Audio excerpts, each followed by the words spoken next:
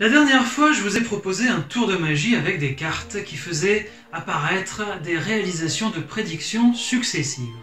Alors, je vous explique aujourd'hui comment fonctionne ce carte. Eh bien, comme tout tour de magie avec des cartes, il faut préparer le jeu, évidemment. Le jeu semblait parfaitement chaotique, semblait parfaitement mis au hasard et les cartes parfaitement mélangées. En réalité, ce n'était évidemment pas le cas, ce n'est d'ailleurs jamais le cas. Lorsque vous avez un tour avec des cartes, sachez que les cartes sont toujours préparées d'une manière ou d'une autre. Alors la première chose à faire, c'est d'écrire toutes les petites prédictions. Donc ça, c'est pas le plus compliqué à faire, hein. Vous les écrivez, vous repliez tranquillement la dernière petite prédiction qui permet de faire un petit effet de surprise en faisant croire aux spectateurs que le magicien s'est trompé. Évidemment, ce n'est pas le cas.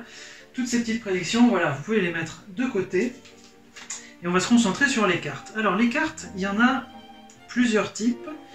On va avoir les deux jokers qui sont très importants. Dans le tour, il faut faire semblant qu'on a oublié de ranger les jokers, de les enlever, parce qu'en fait les deux jokers, et surtout un des deux, va nous permettre de bien diviser en deux notre tas de cartes au début des manipulations, et c'est ça qui va faire toute l'astuce. Autre chose, il faut... Alors moi j'avais dit que je voulais avoir 24 cartes face cachée, donc pour ça je vais apprendre...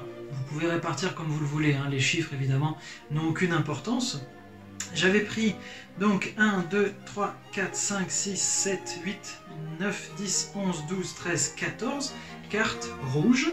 J'avais pris ici 9 cartes qui sont des piques exclusivement, et j'avais inclus l'as de trèfle dedans. Donc vous mettez l'as de trèfle dans vos piques, vous mélangez les rouges et les noirs, mieux que ça à nouveau, avec les petits c'est difficile, voilà, hop. Donc là vous avez quelque chose qui semble relativement mélangé, en fait ça ne l'est pas, puisque vous avez des rouges, des piques et un seul as de trèfle, voilà. Donc ça c'est la partie très importante. Vous mettez un petit joker pour marquer votre tas qui sera fondamental, vous incluez l'autre joker au hasard, ça n'a aucune importance. Toutes les autres cartes, eh bien, ce sont les cartes restantes, elles n'ont aucune importance. Ce que vous faites, c'est que vous mettez donc votre tas important, celui avec les cartes que vous voudrez peu à peu prédire, par-dessus, avec le joker qui marque la frontière. Vous faites voir toutes ces cartes en montrant, et ça donne cette impression qu'elles sont véritablement mélangées. Il est difficile de repérer qu'elles ne le sont pas véritablement. Vous enlevez le premier joker. Vous continuez, vous enlevez le deuxième joker, vous le posez, et là, vous faites en sorte de ne pas refermer votre jeu, vous faites en sorte... Alors souvent, on utilise le petit doigt, hein, pour les tours de magie avec des cartes, pour faire croire ici que vous avez tout remis ensemble, que le tas est reconstitué, puis en réalité, évidemment, vous avez la marque ici. Vous enlevez les jokers. Et à partir de là commence la partie de manipulation des cartes, au sens précis du terme. Vous mettez les deux tas de cette manière, vous en retournez un des deux, alors ici c'est le tas des cartes restantes, entre guillemets, ça n'a aucune importance que ce soit l'un ou l'autre, et vous les mélangez. Ensuite, vous manipulez légèrement les cartes avec vos mains pour donner une impression un peu de mouvement, ça rend toujours plus compliqué la lecture des gestes. Vous divisez en deux de façon parfaitement arbitraire, ça n'a aucune importance, sauf que quand vous replacez le tas de gauche, vous le tournez, ça va être très important, sans le faire trop voir, évidemment. Peut-être que d'ailleurs, en visionnant plusieurs fois la vidéo du tour de magie, vous avez compris l'astuce. Et vous dites que vous allez retourner ce tas de cartes, alors en réalité ça pourrait être l'autre, hein, peu importe. Ce qui est important ici, c'est qu'en fait, les cartes face cachée et les cartes face apparente seront exactement, à la fin de l'opération, les mêmes que lors de la première exécution de cette manipulation. Donc ici, je le fais une fois, on peut le faire autant de fois qu'on veut, ça n'a pas d'importance. Voilà. Ensuite, vous montrez les cartes pour tout simplement l'effet visuel, mais aussi pour voir de quel côté vous êtes.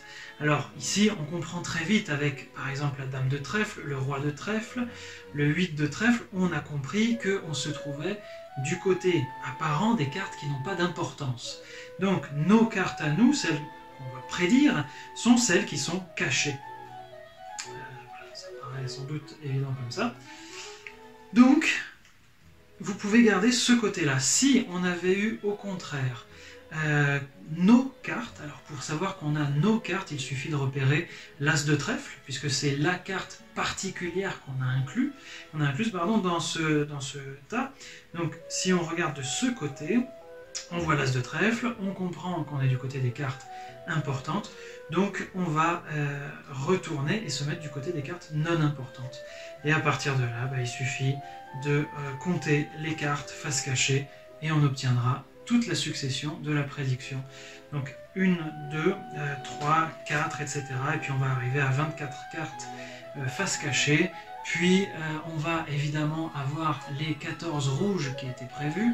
On va avoir les 9 piques plus l'as de trèfle. Et donc ce tour marche de façon assez simple. Il faut juste pas se tromper. Lorsqu'on fait les manipulations, ce tour a ce petit côté donc de retourner les demi-tas de cartes. Donc il faut évidemment pas se tromper en le faisant bien avec la main gauche à chaque fois qu'on pose et avec la main droite de façon apparente au contraire. J'espère que ce tour vous a plu et si vous voulez, je pourrais vous en faire d'autres.